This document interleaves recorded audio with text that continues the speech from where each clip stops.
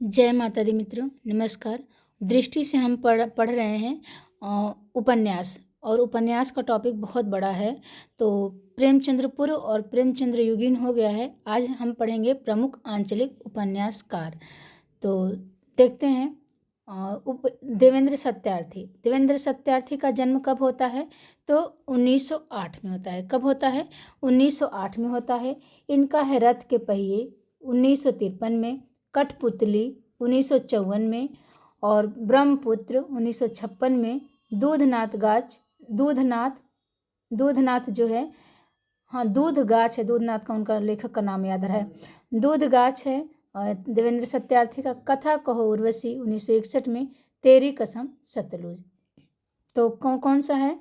रथ के पहिए। देखिए रथ के पहिए विशंभर का भी है। तो रथ के पहिए जो है, नहीं, रथ के पहिए तो इन्हीं का, देवेंद्र सत्यार्थी का है। ये कठपुतली विशंभर का हमने लिखा है। कठपुतली जो है ये विशंभर का भी है, विशंभर नाथ का उपन्यास ही है कठपुतली।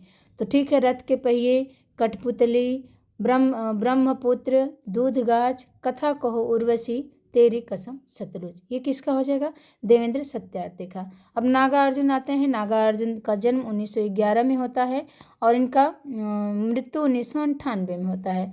नागार्जुन भी महत्वपूर्ण है। रतिनाथ की चाची 1948 ईस्वी में है।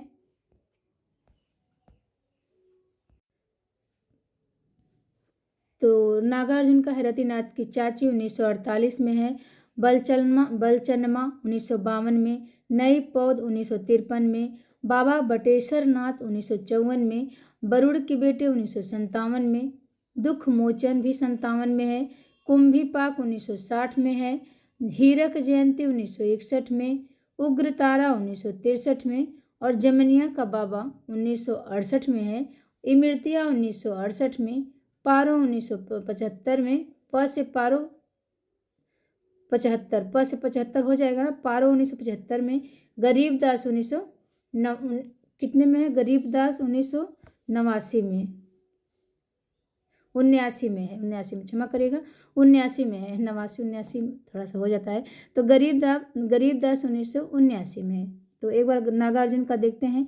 रतिनाथ की चाची 1948, बलचरमा 52, नई पौध 53, बाबा बटेश्वर नाथ 54, वरुण के बेटे 57, दुख मोचन भी 57, कुंभीपाक 1960, हीरक जयंती 61 में मनती है इनकी, नागार्जुन की, उग्र तारा 63, उग्र तारा का याद रहेगा 63, और उग्र तारा 63 मिला ना।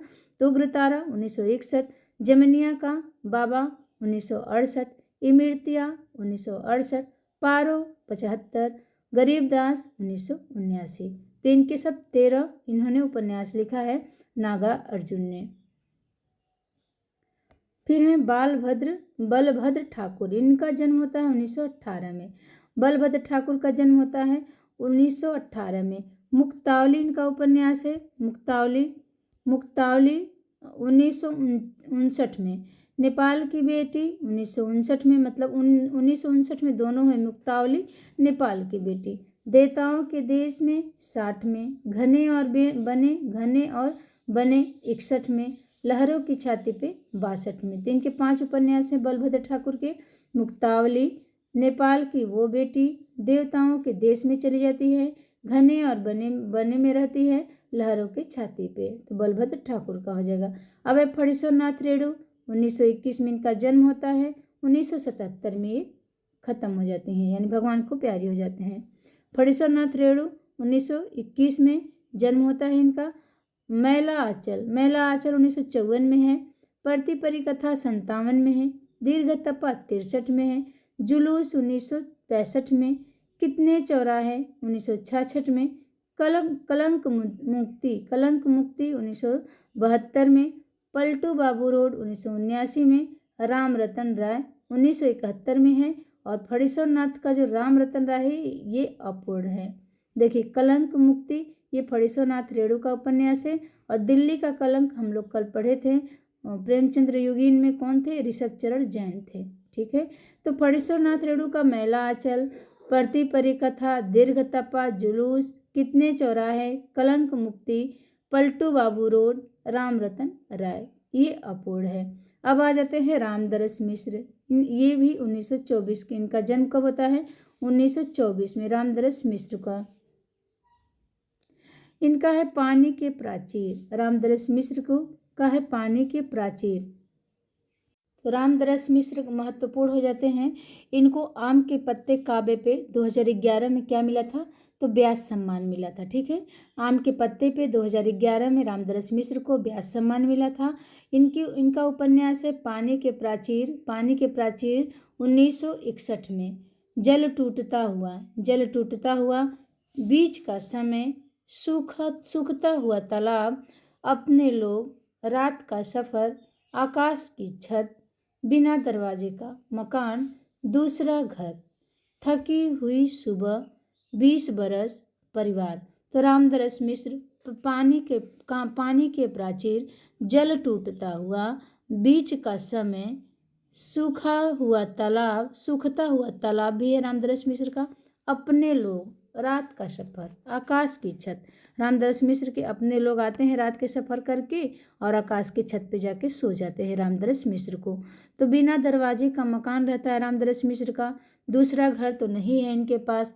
तो थकी हुई सुबह, सब लोग थके थके सो जाते हैं, सुबह हो जाता है। तो रामदरस मिश्र 20 बरस, रामदरस मिश्र उसी घर में बिना दरवाजे के मकान में 20 बरस से रहते हैं। और इनका परिवार भी देखिए इनका अलग से है, परिवार 2006 में है। तो अपने लोग जो इनके परिवार में रहते हैं वो कहीं बाहर रहते हैं। तो याद रहेगा परिवार किसका है? रामदरस मिश्र का। ठीक है, तो पानी के प्राचीर में रामदरस में रहते हैं। जल सूखता हुआ, जल टूटता हुआ, जल नहीं टूट रहा जहाँ रहते हैं। बीच का समय है सूखता हुआ तालाब, बीच का समय सूखता हुआ तालाब, रामदरस मिश्र। अपने लोग परिवार तो अपने लोग परिवार के आते हैं, रात के सफर करके आकाश की छत पे सो जाते हैं। बिना दरवाजे के मकान में रामदरस मिश्र रहते हैं, दूसरा घर नहीं है। थकी हुई सुबह हो जाती है लोगों की, इनके परिवार के अपने लोग जो हैं, और 20 बरस से वही रामदरस मिश्र रह रहे हैं। उसके बाद इन्होंने आम के पत्ते का घर बनाया होगा, उस पर काव्य मिल गया इनको। काव्य है जो आम के पत्ते, उस पर साहित्य ये व्यास मिला था ना, हाँ व्यास सम्मान मिला था 2011 में। तो रामदरस मिश्र हो गए। अब आज विवेकी राय का उपन्यास है। ये सब आंचलिक हैं लोग। तो विवेकी राय का है उपन्यास क्या है? 1924 में इनका भी जन्म होता है। बबूल, विवेकी राय का बबूल 1964 में, पुरुष पुराण 1975 में, लोक ऋण 1977 में, श्वेत पत्र 1979 में, सोना माटी, समर शेष है 1988 में। अब्दुल बिस्मिल्लाह का देखिए समर शेष में ही लिखी हूँ। तो विवेकी राय का समर शेष है, अब्दुल बिस्मिल्लाह का भी समर शेष है। तो विवेकी राय का सोना माटी समर शेष है, मंगल भवन, नमामि ग्रामम, अमंगलहारी, विवेकी राय का अमंगलहारी, देहरी के पार 2003 का है।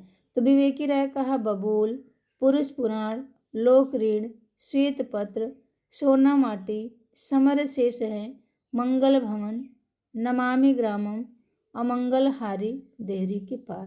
तो ये विवेकी राय का है। ठीक है, एक बार और उपन्यास देखते हैं। बबूल, पुरुष पुराण, लोक ऋण, श्वेत पत्र, सोना माटी, समर शेष, मंगल भवन, नमामि ग्रामम, अमंगलहारी, देहरी के पार। अब है राही मासूम रजा। राही मासूम रजा का जन्म होता है 1925 में, और ये राही मासूम रजा भी आंचलिक उपन्यासकार हैं, ध्यान देना है। तो हम लोगों ने कितने लोगों को पढ़ा आंचलिक उपन्यासकार में? देवेंद्र सत्यार्थी, नागार्जुन, बलभद्र, फणीश्वरनाथ रेणु, रामदरस मिश्र, अब विवेकी राय, इतने लोगों को पढ़ लिया। अब है राही मासूम रजा।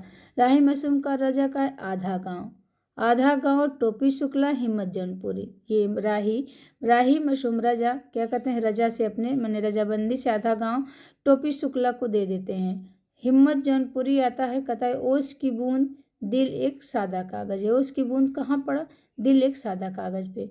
तो राही मासूम राजा आधा गांव 1966 में, टोपी शुक्ला 1969 में, हिम्मत जौनपुरी 1969 में, ओस की बूंद 1970 में, ओस की बूंद 70 में, दिल एक सादा कागज है 73 में, सीन 75। अब देखिए सीन 75 जो है 77 में लिखा गया है। ठीक है, सीन 75 2 साल बाद 1977 में लिखा गया है। कटरा भी आरजू, तो राही मासूम रजा आधा गांव कटरा भी आरजू, आरजू था वहीं। असंतोष के दिन, राही मासूम रजा के असंतोष के दिन पे चल रहे हैं। और नीम का पेड़, महुआ और सांप भी नहीं, महुआ और सांप तो केशव का हो जाएगा। नीम का पेड़ भी राही मासूम रजा का है। ठीक, नीम के पेड़ पे राही मासूम रजा बैठ जाते हैं, असंतोष के दिन चल रहा है। तो इनका तो सभी को याद ही हो गया होगा, राही मासूम रजा का सबका पढ़ा हुआ है, बस इस समय हम लोग रिवीजन कर रहे हैं। ठीक है, तो राही मासूम रजा, आधा आधा गांव, टोपी शुक्ला, हिम्मत जौनपुरी, ओस की बूंद, दिल एक सादा कागज, सीन 75, कटरा बियारजू, असंतोष के दिन, नीम का पेड़। केशव प्रसाद मिश्र का हो जाता है कोहबर की शर्त। ये केशव जाते हैं अपने शादी में तो कोहबर में ही इनकी शर्त लग जाता है। ठीक है, देहरी के आर पार महुआ और सांप है, मतलब शर्त लगता है। केशव प्रसाद मिश्र जन्म इनका होता है 1928 में, कि कोहबर की शर्त में लगता है कि महुआ और सांप है, देहरी के आर पार नहीं जाना है। तो 3 इनका है कोहबर की शर्त, देहरी के आर पार, महुआ और सांप। तो केशव प्रसाद का जो कोहबर की शर्त है, इस पे फिल्म बना था ना, नदिया के पार नाम से फिल्म बना था केशव प्रसाद का जो है कोहबर की शर्त पे। राजेंद्र अवस्थी त्रिंसित, इनका जन्म 1930 में होता है। ठीक, तो राजेंद्र अवस्थी त्रिंसित, इनका जन्म 1930 में होता है। 2009 में ये भगवान को प्यारे हो जाते हैं। तो राजेंद्र अवस्थी, सूरज किरण की छाँव। अब देखिए, सूरज किरण के छाँव में ये बैठे हैं, जंगल के फूल इनको अच्छा लगता है, तो सूरज किरण की छाँव में बैठ के जंगल के फूल देखते हैं। उतरते ज्वार की सीपियाँ, अब इनको उतरते ज्वार की सीपियाँ हो गई हैं, मतलब इनको बुखार उखार हो गया है, तो उतरते ज्वार की सीपियाँ हो गई। जाने कितनी आँखें, अब त्रिंसित इनका है ना, राजेंद्र अवस्थी, इनकी अवस्था हो गई है, तो इनको जाने कितनी आँखें, सबको देखते रहते हैं। जाने कितनी आँखें, बहता हुआ पानी, आँखों से इनके पानी बहता है, तो बहता हुआ पानी ये किसका है, राजेंद्र अवस्थी का है। बीमार शहर, इनको सारा शहर ही बीमार लगता है। उधर उतरते ज्वार की सीपियाँ, तो इनको सारा शहर ही बीमार लगता है। बीमार शहर, जाने कितनी आँखें, बहता हुआ पानी, अकेली आवाज़, राजेंद्र अवस्थी की अवस्था हो गई, अकेली आवाज़ लगाते हैं। मछली बाजार में जाने के लिए एक रजनीगंधा की चोरी, उसमें कहते हैं एक रजनीगंधा की चोरी हो गई, किसकी, राजेंद्र अवस्था के। तो बूढ़े जो हो जाते हैं, बूढ़े बुजुर्ग ना, उनका दिमाग जैसे थोड़ा सा दूसरी तरह चलता है, तो उसी पे हमने इनको बनाया है कि राजेंद्र अवस्थी की अवस्था हो गई है और ये बेचारे अकेले आवाज़ लगाते हैं, सूरज किरण की छाँव में बैठे रहते हैं जंगल के फूल की तरह। और उतरती ज्वार की सिपियाँ, इनको ज्वर हो गया है, माने बुखार हो गया है। जाने कितनी आँखों को ये देखते हैं, तो जाने कितनी आँखें राजेंद्र अवस्थी का है। बहता हुआ पानी, इनकी आँखों से बहता हुआ पानी है। अब राजेंद्र अवस्थी को लगता है बीमार शहर है, ठीक है, क्योंकि ये बीमार हैं, तो इनको लगता है बीमार शहर है। अकेली आवाज़ लगाते हैं राजेंद्र अवस्थी का, कोई सुनता नहीं है। कहाँ, मछली बाजार जाने के लिए, कहते हैं एक रजनीगंधा की चोरी हो गई है, तो इनको रजनीगंधा चाहिए था, इसलिए मछली बाजार जाना चाहते हैं। मछली बाजार है इधर जौनपुर से इलाहाबाद जाते समय पड़ता है।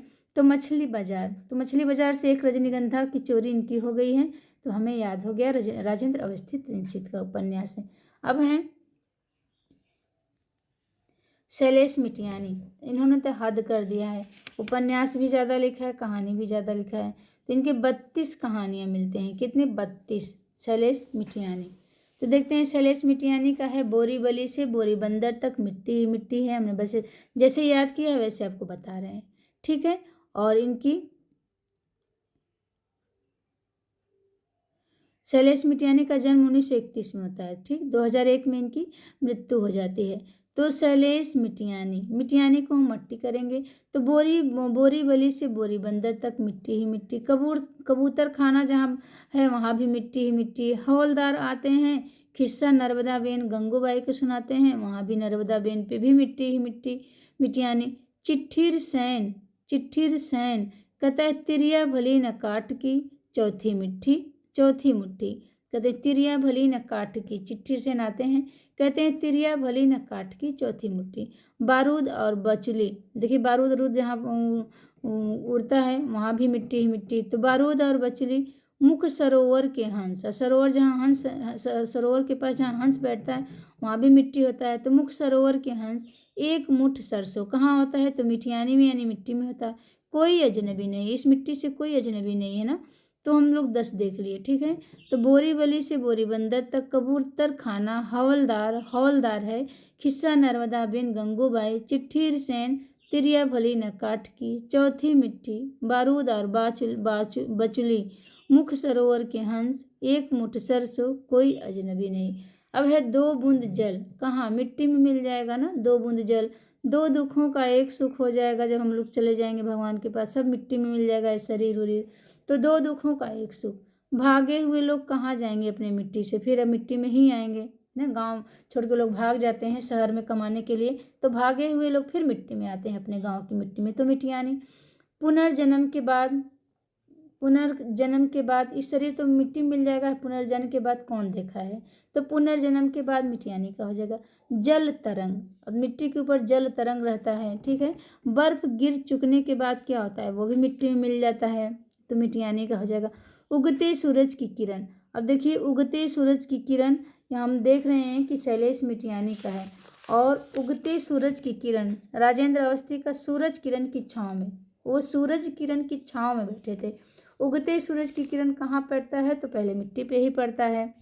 छोटे छोटे पंछी, उसके बाद उगते सूरज की किरण पड़ता है तो छोटे छोटे पंछी वहाँ अपना क्या करते हैं?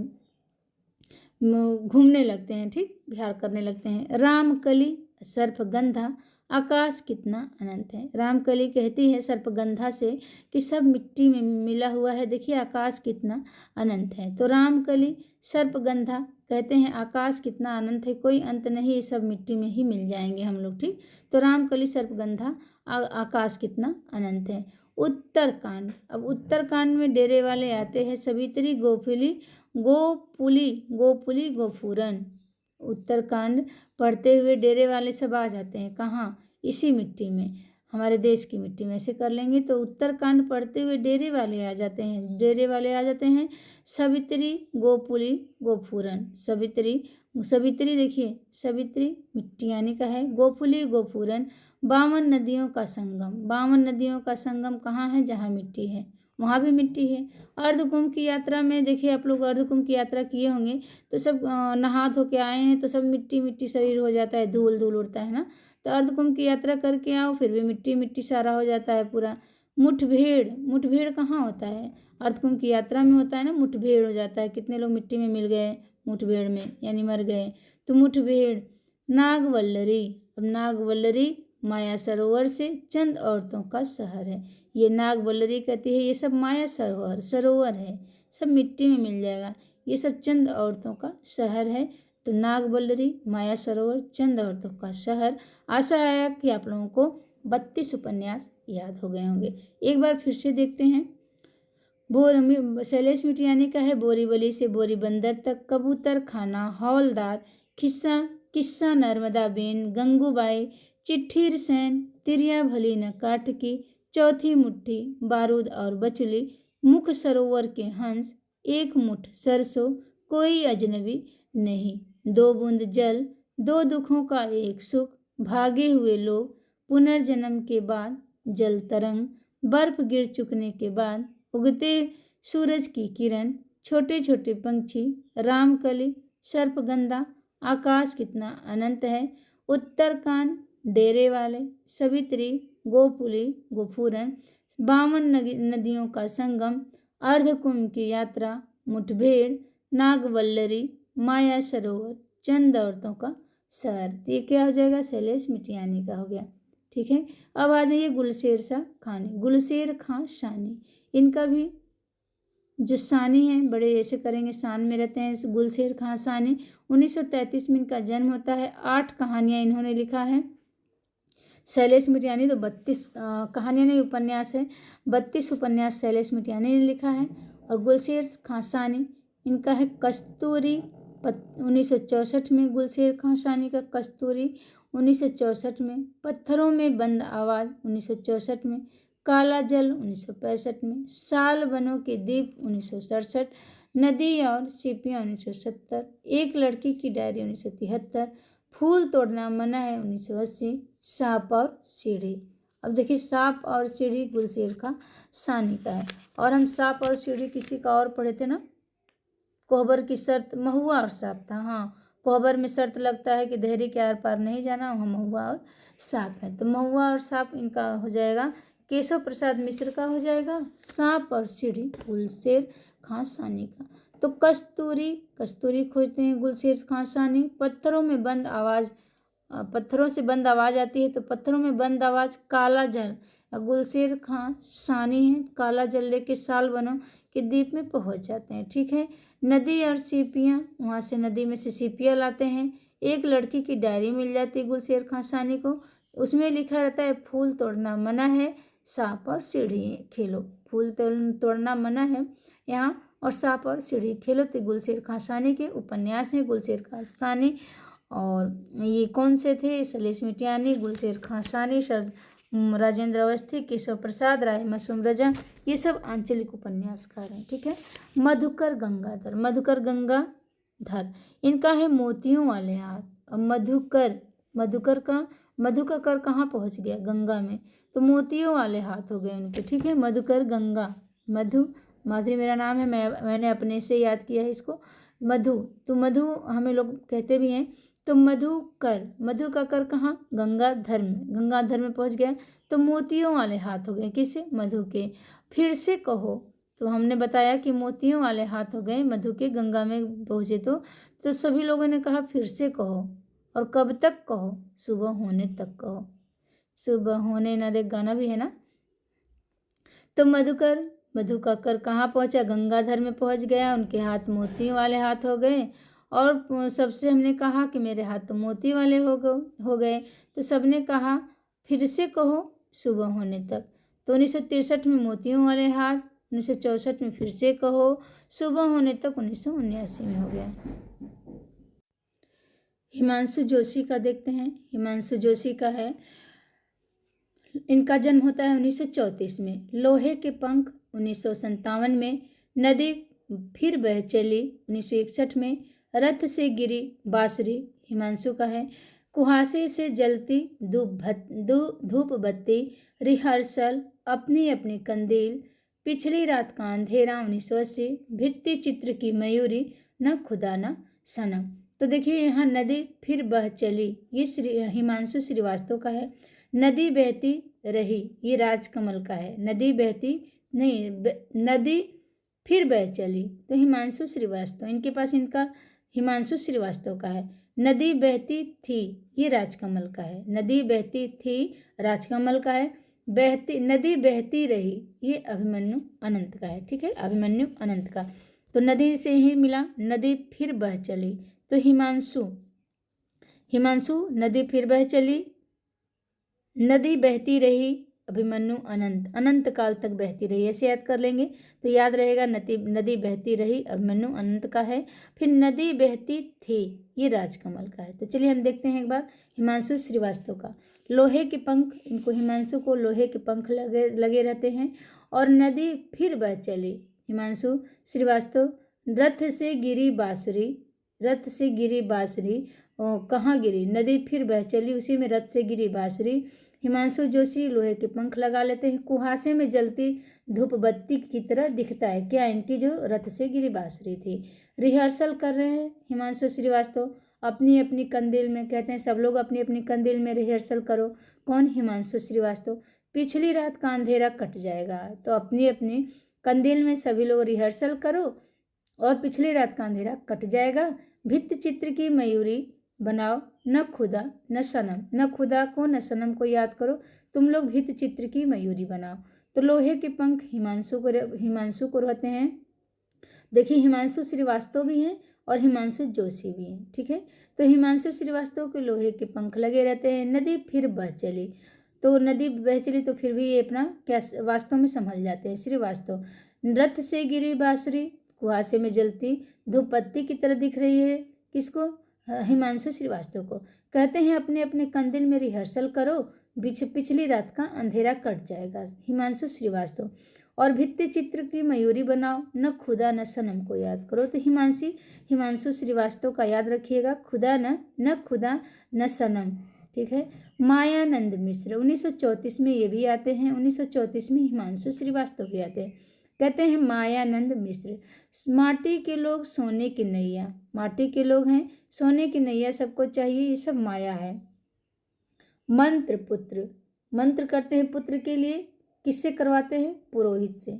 तो मायानंद मिश्र कहते हैं माटी के लोग हैं, सोने की नैया चाहिए, सब मायानंद है, और इन्हें ये अपने पुरोहित से मंत्र पुत्र के लिए मंत्र करवाते हैं। तो मंत्र पुत्र मायानंद का हो जाएगा, पुरोहित भी हो जाएगा। हिमांशु श्रीवास्तव को तो देख लिए थे। अब हिमांशु जोशी, इनका 1935 में जन्म होता है। श्रीवास्तव पहले आते हैं, जोशी बाद में आते हैं। अरड़, हिमांशु जोश में अरड़ में चले जाते थे, और ये वास्तव में लोहे के पंख में श्रीवास्तव चले जाते थे ना। हिमांशु श्रीवास्तव लोहे के पंख लगा लेते थे वास्तव में, और हिमांशु जोशी है ये जोश में कहाँ चले जाते हैं? अरड़ चले जाते हैं। कहते बुरंश तो फूलते हैं, रथ से गिरी बांसुरी यहाँ दिया है, ये गलत है, ये हिमांशु जोशी का नहीं है। रथ से गिरी देखिए ऊपर दिया है जो, ये वास्तव में श्रीवास्तव का है, ऐसे याद कर लेंगे कि वास्तव में श्रीवास्तव का है, यहाँ गलत दिया है। तो अरड़ में जाते हैं हिमांशु जोशी, बुरंश तो फूलते हैं, महासागर, और वहाँ अरड़ में भी महासागर है। तो कहते हैं कि छाया मत छूना, किसी का भी छाया छूने के लिए हिमांशु जोशी मना करते हैं, कहाँ? अरड़ में। तो महासागर है, बुरंश तो फूलते हैं, अरड़ में छाया मत छूना। कगार की आग, अब देखिए अरड़ में क्या है? वहाँ पे कगार की आग लगी हुई है। समय साक्षी है, हिमांशु जोशी कहते हैं समय साक्षी है तुम्हारे लिए सूरज, तुम छू सकते हो, तुम्हारा समय साक्षी है तुम्हारे लिए सूरज। तो अरड़, बुरंश तो फूलते हैं, महासमर, छाया मत छूना, मन, कगार की आग, समय साक्षी है तुम्हारे लिए सूरज, ये किसका हो जाएगा? हिमांशु जोशी का हो जाएगा। रामदेव शुक्ल, रामदेव शुक्ल 1938 ईस्वी में, रामदेव शुक्ल जो है 1938 ईस्वी में इनका जन्म होता है। ये ग्राम देवता, विकल्प गुर्जरी। तो रामदेव शुक्ल, हम रामदेव बाबा से इनको याद किए हैं, तो ये ग्राम के देवता बन गए हैं ना। और ये गुर्जरी, गुजारा करने के लिए इनके पास कोई विकल्प नहीं था। तो रामदेव शुक्ल जी हैं, ये रामदेव बाबा को हमने इनसे याद किया था। तो ये ग्राम देवता बन जाते हैं, और इनके गुजारा, गुर्जरी है ना, गुजारा करने के लिए विकल्प कोई दूसरा नहीं था इनके पास, तो विकल्प भी हो जाएगा रामदेव शुक्ल का। फिर भगवान दास मोरलवाल आते हैं। अब भाई भगवान दास हैं, तो काला पहाड़ कौन उठाया था? मोरलवाल, भगवान दास मोरलवाल उठाए थे। बाबल तेरा देश में रेत, तो बाबल तेरा देश में रेत है, काला पहाड़ मोरलवाल उठा लेंगे, ठीक। बाबल तेरा देश में रेत ही रेत है, काला पहाड़ मोरलवाल उठा लेंगे। नरक मसीहा, और तुम नरक मसीहा बना दोगे किसे? हलाला करके। नरक मसीहा मत बनाना, हलाला मत करना, किसको? भगवान दास मोरनवाल का। सुर बंजारन कह रही है, कौन कह रहा है सब? सुर बंजारन। वंचना, वंचना, शकुंतिका, खानजारा, तो वंचना, शकुंतिका और खानजारा। वंचना करके प्रताप नारायण मिश्र का भी था ना उपन्यास, ब से ही था सब उनका। तो भगवान दास मोरलवाल का है काला पहाड़, बाबल तेरा देश में रेत, नरक मसीहा, हलाला, सुर बंजारन, वंचना, शकुंतिका, खानजारा। तो प्रताप नारायण मिश्र का हम जो बता रहे हैं उपन्यास, उनका वंदना वंचना है, ठीक है, वंचना। तो प्रताप नारायण मिश्र का जो वंचना आ जाएगा, तो उनका ऐसे लिखा रहेगा, जो ईया है वंचना है ना, ईया जो रहेगा, एक मिनट बता रहे हैं। प्रताप नारायण का वंचना, ब नहीं होगा इसमें, एक मिनट, व रहेगा, और ईया जो है ऐसे रहेगा, ये हो जाएगा प्रताप नारायण मिश्र का उपन्यास, ठीक है। और इनका क्या है? वंचना, ये च, सिर्फ च है, बीच में यह नहीं है, तो ये किसका है? भगवान दास मोरलवाल का। शकुंतिका और खानजारा, ठीक है। तो एक बार देख लेते हैं। भगवान दास मोरलवाल का काला पहाड़, बाबल तेरा देश में, रेत, रेत 2008 में, नरक मसीहा, हलाला, सुर बंजारन, वंचना, शकुंतिका, खानजारा, ये हो जाएगा भगवान दास मोरलवाल का। यमुना दत्त वैष्णव, इनका है शैलवधु। शैलवधु किसकी है? तो यमुना दत्त वैष्णव की शैलवधू है। योगेंद्र सिन्हा का है वन के मन में। योग करते हैं कहाँ? वन में जाके। कौन योग करता है? वे योगेंद्र सिन्हा करते हैं। ठीक, तो वन के मन में योगेंद्र सिन्हा का है 1962 में। मनहर चौहान हिरना सवारी करते हैं। मनहर चौहान किसकी सवारी करती है? हिरना की करती हैं। तो हिरना सावरी है, सावरी हमने सवारी करके याद किया है। तो हिरना सावरी मनहर चौहान, हिरना की सवारी करते हैं मनहर चौहान, ऐसे करके याद रहेगा। श्याम परमार मोर झाला पहनते हैं। श्याम जो हैं ये मोर का झाला पहनते हैं। तो श्याम परमार मोर झाला। रघुबर दयाल सिंह ये त्रियुगों में है। रघुबर दयालु हैं क्योंकि ये त्रियुगों में है। तो त्रियुगा उपन्यास रघुबर दयाल सिंह का है। हर गुलाल भीतरी कुआं में डाल दिया गया है। जितने भी गुलाल आए सब भीतरी कुआं में डाल दिए गए। तो हर गुलाल किसका हो जाएगा? भीतरी कुआं में है। और ये हमने अलग से लिखा है सच्चिदानंद की माटी की महक है। ठीक है, सच्चिदानंद की माटी की महक। तो हम विषय वस्तु का क्लास अलग से करेंगे क्योंकि ये बहुत बड़ा हो जाता है। उपन्यास हमने आंचलिक उपन्यासकारों को पढ़ लिया, इनकी रचनाओं को पढ़ लिया। अब इनकी विषय वस्तु की क्लास अलग से करेंगे। तो सभी को धन्यवाद। अगर आप लोग को क्लास पसंद आए तो लाइक शेयर सब्सक्राइब करिएगा ज़रूर। कमेंट में अपना राय ज़रूर दीजिएगा ताकि हमको आप लोगों से मोटिवेशन मिले और हम आगे दृष्टि बहुत मोटी बुक है, इसको पढ़ाने का प्रयास जारी रहे मेरा। ठीक है, आप लोगों के कमेंट से ही, लाइक सब्सक्राइब से ही हमारा प्रयास सफल होगा। धन्यवाद मित्रों। जय माता दी। राधे राधे। सभी को नमस्कार।